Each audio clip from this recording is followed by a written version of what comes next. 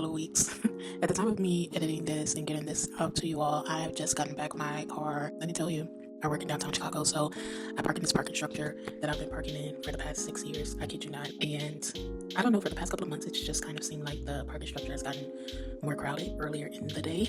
And so by the time I get there, I can't usually park on some of the lower floors, which is what I'm used to doing. I usually park on like the 6th or 7th floor, and there's, I think, 11 floors, including like a rooftop parking option. Like it goes all the way to the roof, basically.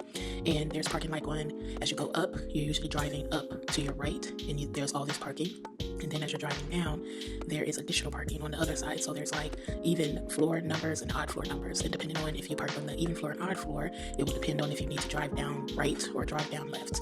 So I'm used to driving down a certain way because I usually park on the same floors. But because it's been crowded, more crowded than usual, I haven't been able to park on my usual floors. So this particular day, it was a Thursday evening, my last day in the office, and I'm going home, driving down, exiting out. Didn't notice till I get all the way to the bottom where it should have been the exit. And I noticed that it was the entrance.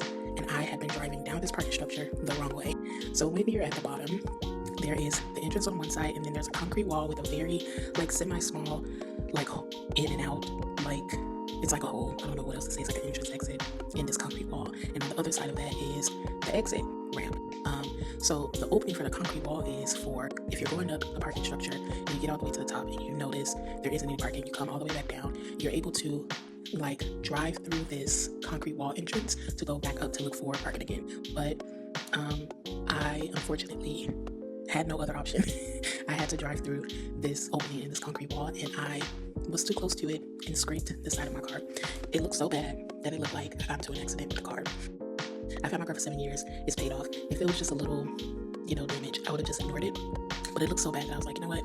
I'm going to have to file a claim. So I did. Filed a claim. I was able to find a body shop literally that evening that was open, and apparently he's open in the evenings, to just get some idea of what I would need to repair. I would have mainly needed to replace both my passenger door and the back door. And so I completed filing the claim, found a body shop to drop my car off to get it repairs assessed. Was able to do that the very next day. And they actually ended up being able to keep my car for the repairs. They drove me to get my rental. Really quick process. Got the rental. Was in the rental for about a week and 2 days, 3 days. And I got my car back. I'm so glad because the rentals are crazy expensive.